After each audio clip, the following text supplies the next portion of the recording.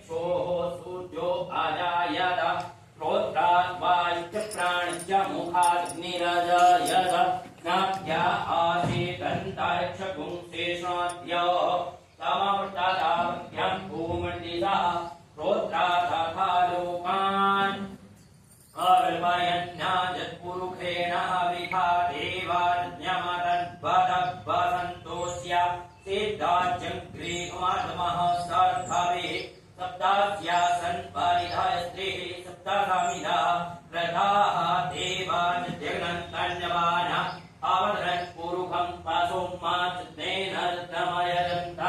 देवास्तानि धर्माणि प्रथमान्यासन्न देहनात्महिमानः सजन्तपूर्वे साक्षाः सन्ति देवाः अद्भ्यः सम्प्रदः पृथ्व्यैरः चक्रवर्मणः समवर्तताग्रे तस्य तुष्टाभ्यदरूपमेति तन्मर्तस्य देवत्वा मा जानमग्रे वेदाहमेतं पुरुषं महत् तमादित्यवर्णं तमसः परस्तादातमे भक्तिर्द्वाधिमृत्युमेति नान्यः पन्थाभ्यते यनाय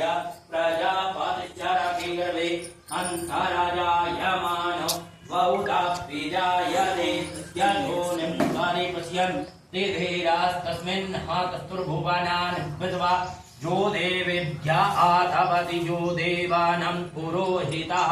पूर्वो जो देवेभ्यो जातो नमो रुचाय ब्रह्मये रुचं ब्रह्मन् जनयन्तो देवा अग्रे तदब्रुवन्नाच्चैवं ब्रह्मणो यस्य देव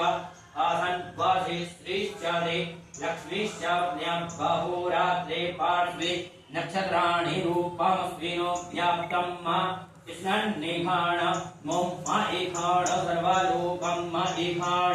हरिः ॐ मा भूर्भुवः स्वाहा नमस्ते ब्रह्मण्यव उदोदयिभवे नमः भाव्यमुतवे नमः या ते रुद्रशिवा तनोरघोरा पावगासनीतया नस्तन्नवासन्तमया गिरिसन्ताभिचाकसेः यामिखुं गिरिसन्तः सेविवर्गस्तावे शिवाङ्गिर्कनं कुरु माहि पुंसेः पुरुषं जगद शिवेन जगत्वा गिरिसाक्षा परामसि जथानः सर्वं जगदश्मभुं सुमनः असद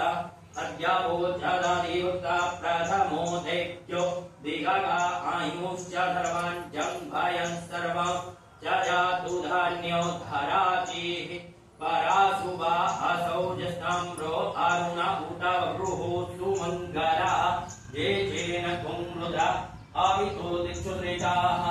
सहस्रसो वैखा गुंखेन ईमहे आदौ जो भर्पति नीलग्रीवो विलोहितः उदै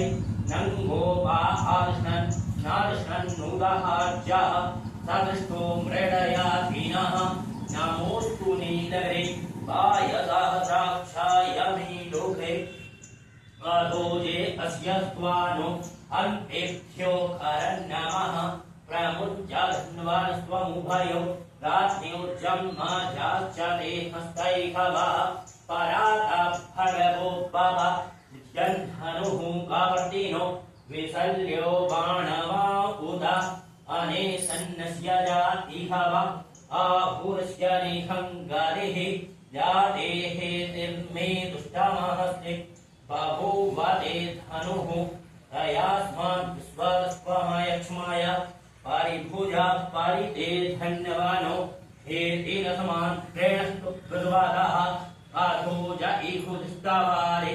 अस्मन्निधे हितं मा नमस्क नमो हिरण्यवः हवे सेनान्ये दिशाञ्च पतये